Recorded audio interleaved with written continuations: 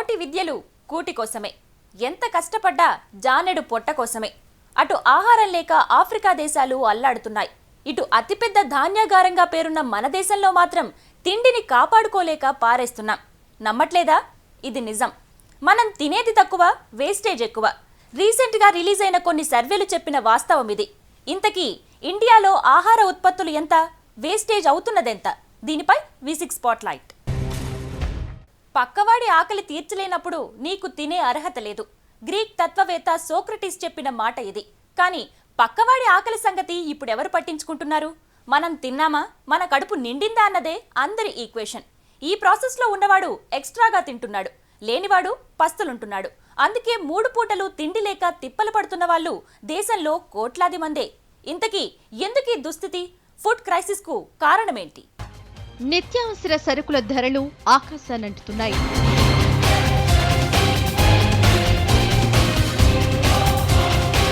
పండ్లు, కూరగాయల ధరలు ఓ రేంజ్లో ఉంటున్నాయి.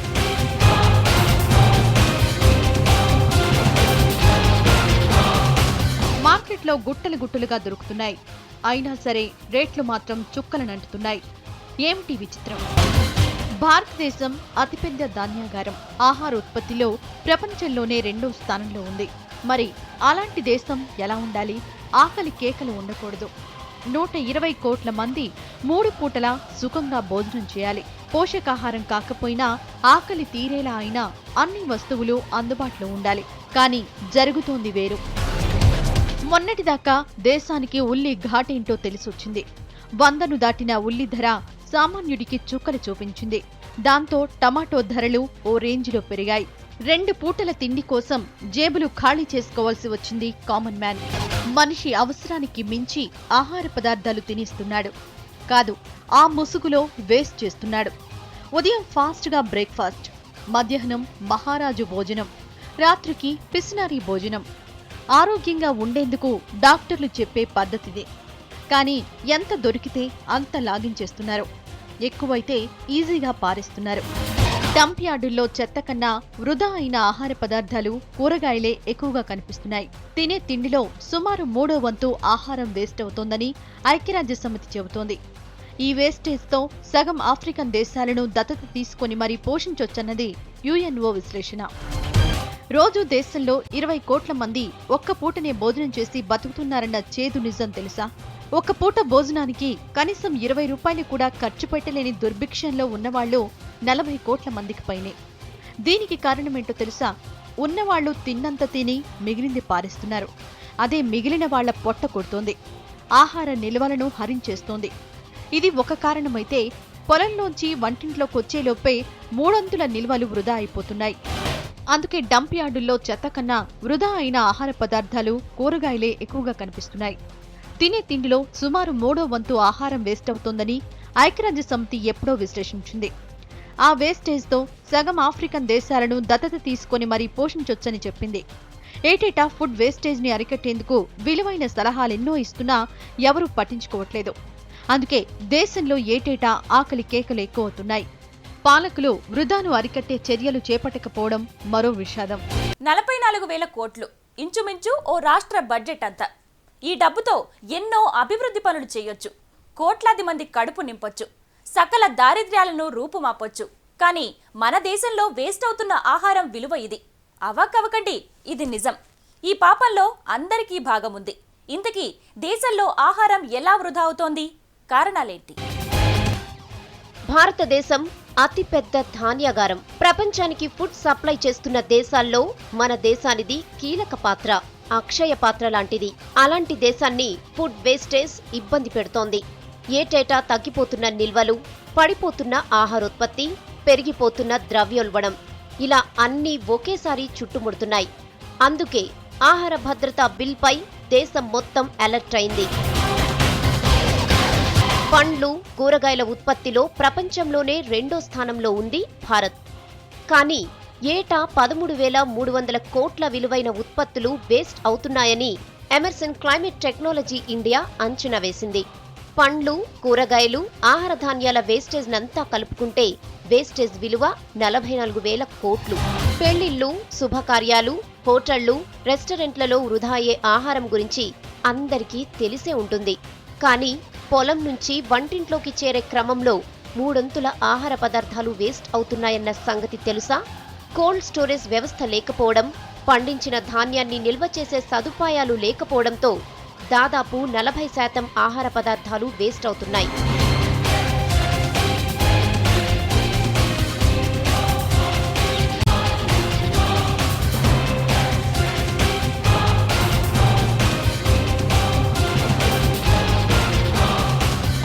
స్టోరేజ్ కెపాసిటీ పెంచుకోకపోతే దేశానికి పట్టిన దరిద్ర్యాన్ని ఎప్పటికీ రూపుమాపలేరంటోంది ఎమర్సన్ క్లైమేట్ టెక్నాలజీ ఇండియా.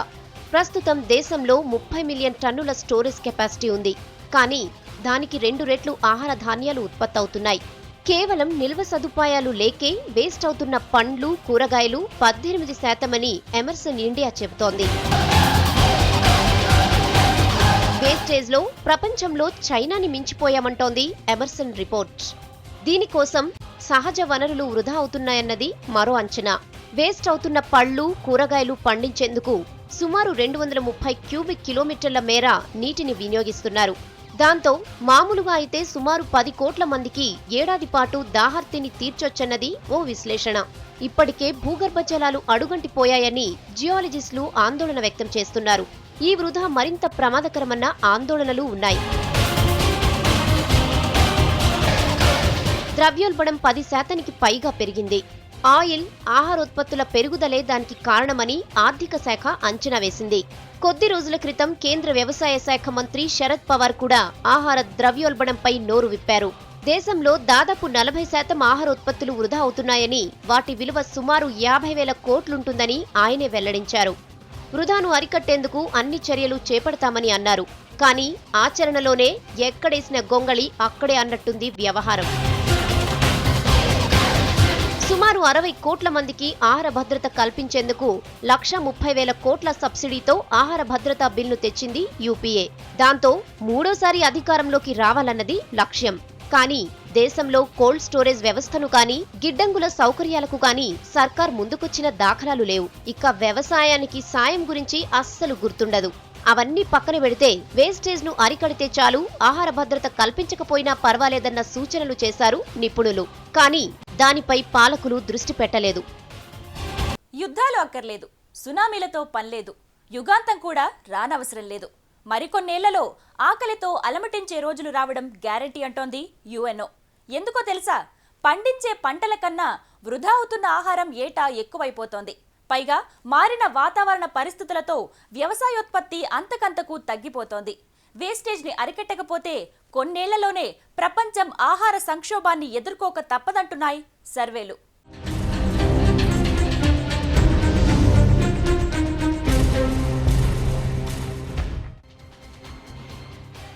$120 కోట్ల జనాభా ఉన్న భారత్లోనే ఫుడ్ వేస్టేజ్ విలువ 50,000 కోట్లు. మరి ప్రపంచవ్యాప్తంగా ఎంతో తెలుసా? అక్షరాల 47,82,000 కోట్లకు పైమాటే. అగ్రరాజ్యాల ఆకలి పేద దేశాలకు శాపంగా మారింది. హైజెనిక్, ఆర్గానిక్ ఫుడ్ పేరుతో 60% పైగా వేస్ట్ చేస్తున్నాయి అగ్రరాజ్యాలు. ప్రపంచవ్యాప్తంగా వేస్ట్ అవుతున్న ఆహారంపై యుఎన్ఓ అనుబంధ సంస్థ ఫుడ్ అండ్ అగ్రికల్చర్ ఆర్గనైజేషన్ గతంలో సర్వే చేసింది. సుమారు 1.3 బిలియన్ టన్నుల ఆహారం వృధా అవుతోందని FAO తేల్చింది. అంటే 130,000 టన్నులన్నమాట. దేశం ఆహార భద్రతకు యూపీఏ సర్కారు కేటాయించిన ఆహార ధాన్యాల్లో సగం. ప్రపంచవ్యాప్తంగా వేస్ట్ అవుతున్న ఆహారం విలువ $750 బిలియన్. మన కరెన్సీలో చెప్పాలంటే 47,82,000 కోట్లకు పైనే. ఇదంతా చేపలు, సీ ఫుడ్ని పక్కన పెడితే మనిషి రోజువారీ ఉపయోగించే సరుకులతో తయారైనవే కావడం విషాదం. ప్రపంచవ్యాప్తంగా రోజు సుమారు 87 కోట్ల మంది కడుపు మార్చుకుంటున్నారు. ప్రపంచవ్యాప్తంగా 300 కోట్ల మంది పోషకాహారానికి దూరంగా ఉంటున్నారు. రోజుకు కనీసం 15,000 మంది చిన్నారులు పోషకాహార లోపంతో చనిపోతున్నారు. ఒక్క ఫుడ్ వేస్టేజ్ని అరికడితే కనీసం సగం ఆకలి రాజ్యానికి ఆహారాన్ని అందించొచ్చన్నది యుఎన్ఓ అంచనా. అందుకే ఫుడ్ వేస్టేజ్ని అరికట్టే కార్యక్రమాన్ని ఓ యజ్ఞంలా చేపట్టాలని అన్ని దేశాలకు సూచిస్తోంది యుఎన్ఓ. ఇప్పటిదాకా సుమారు 60కి పైగా దేశాల్లో క్యాంపెయిన్ మొదలుపెట్టింది యుఎన్ఓ. ప్రపంచంలో సుమారు 25% దేశాలు ఇప్పటికీ ఆహార పదార్థాల దిగుమతులపై ఆధారపడి బతుకుతున్నాయి.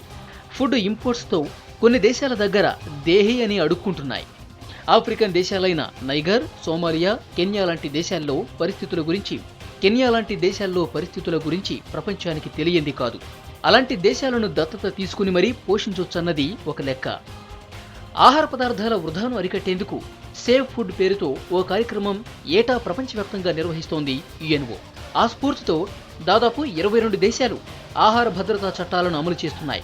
ఒక్క అమెరికాలోనే క్వాలిటీ ఫుడ్ పేరుతో 3 అంతుల ఆహారాన్ని వేస్ట్ చేస్తున్నారు. ఆర్గానిక్, హైజెనిక్ ఫుడ్ పేరుతో చాలా వరకు వేస్ట్ అవుతోంది అక్కడ. యూరప్ కంట్రీస్లో చాలా వరకు ఇదే పరిస్థితి. 5 ఏళ్లలో ప్రపంచం 3వ ఆహార సంక్షోభాన్ని ఎదుర్కోబోతోందని తేల్చేశారు నిపుణులు. వాతావరణ పరిస్థితులు సరిగా లేకపోవటం, ప్రపంచానికి ఆహార సరఫరా చేస్తున్న దేశాల్లో ఆహార ధాన్యాల ఉత్పత్తి పడిపోయే సూచనలున్నాయి. అందుబాటులో ఉన్న ఆహార ధాన్యాలు తగ్గిపోవటం, ధరలు విపరీతంగా పెరిగిపోవటంతో ప్రపంచంలోని మెజారిటీ జనానికి ఆహారం అందుబాటులో లేకుండా పోతోంది. దానికి తోడు వేస్టేజ్ ఒకటి. ఇక అడ్డు అదుపు లేకుండా ధాన్యాన్ని స్టోర్ చేసుకునే అగ్రరాజ్యాల అతిజాగ్రత్త మిగతా ప్రపంచానికి చుక్కలు చూపిస్తోంది. భవిష్యత్తును దృష్టిలో పెట్టుకుని ఏళ్లకు ఏళ్లు ధాన్యాన్ని నిల్వ చేసుకునే సంస్కృతి కూడా కొన్ని ఆఫ్రికా దేశాల పాలిట శాపంగా మారుతోంది.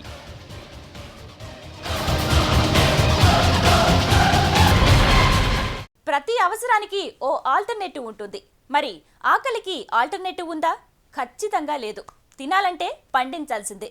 పండించాలంటే వాతావరణం బాగుండాల్సిందే. అది బాగుండాలంటే ప్రపంచం మొత్తం నిద్ర లేవాలి. ఇంతకీ ఫుడ్ వేస్టేజ్ని ఆపాలంటే ఏం చేయాలి? మన ముందున్న పరిష్కారాలేంటి?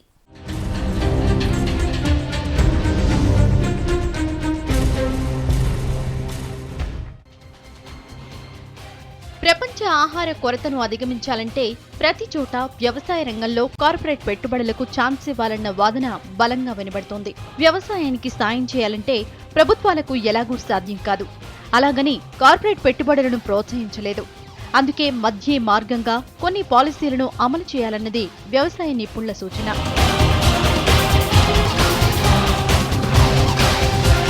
ప్రపంచ ఆహార కొరత తీరాలంటే రైతు వ్యవసాయాన్ని ప్రోత్సహించడం తప్ప మరో మార్గం లేదు. దాంతో పాటు పండిన పంటను రోజుల తరబడి నిల్వ ఉంచే సదుపాయాలు కల్పించాలి.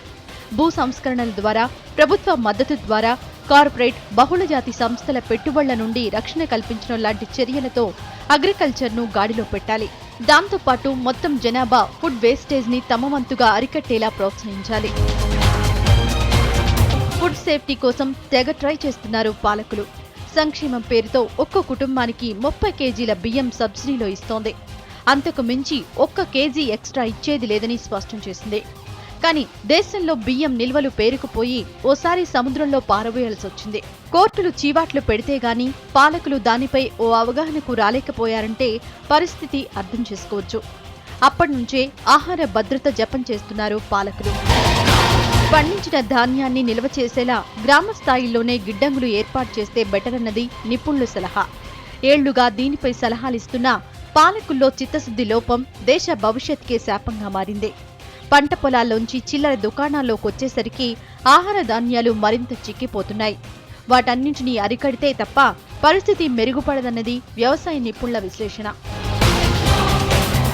ఇక ఇప్పటికే వ్యవసాయం లాభసాటి కాదన్న ఒకే ఒక్క కాన్సెప్ట్తో కాడి దించేస్తున్న రైతులెందరో. అందుకే వ్యవసాయానికి ప్రోత్సాహకాలివ్వాలి. లేకపోతే మరికొన్నేళ్లలో ఆహార సంక్షోభం తీవ్రమయ్యే ప్రమాదముందని హెచ్చరిస్తున్నారు నిపుణులు. దేశంలో వాతావరణ పరిస్థితులపై నిపుణులే కాదు ఎవ్వరూ లెక్కలేయని పరిస్థితులొచ్చాయి. ఊరించి ఊసురు మనిపించే రుతుపవనాలు, పంట చేతికొచ్చే టైంలో హోరు వానలు, అవసరమైనప్పుడు కనిపించని చినుకులు, ఆకాశం వైపు భూమి వైపు చూసి చూసి రైతు అలసిపోవడం తప్ప ఒక్క ఏడాది పెట్టిన పెట్టుబడి చేతికొస్తుందన్న గ్యారంటీ ఉండదు. అందుకే రైతు వ్యవసాయాన్ని వదిలేసి పక్కదారి పడుతున్నాడు. వలసలు పెరిగి పట్టణ జనాభా పెరుగుతోంది. ఇది మరో డేంజర్కు దారితీస్తోంది. ఆకలి రాజ్యానికి ఇవన్నీ సంకేతాలంటున్నారు. ఆకలికి ఆల్టర్నేటివ్ లేదు. ఆకలి తీరితేనే మనిషి పని చేయగలడు, ఏమైనా సాధించగలడు. భూమి మీద 700 కోట్ల జనాభాకు ఆహారం కావాల్సిందే. అందుకే వేస్టేజ్ని తగ్గించాల్సిన బాధ్యత అందరిపైన ఉంది. అంతకంటే ముందు ఆహార సామాగ్రిని కాపాడుకోవడానికి సర్కారు నిద్రలేవాల్సిన అవసరం ఎంతైనా ఉంది. ఇది V6 స్పాట్లైట్.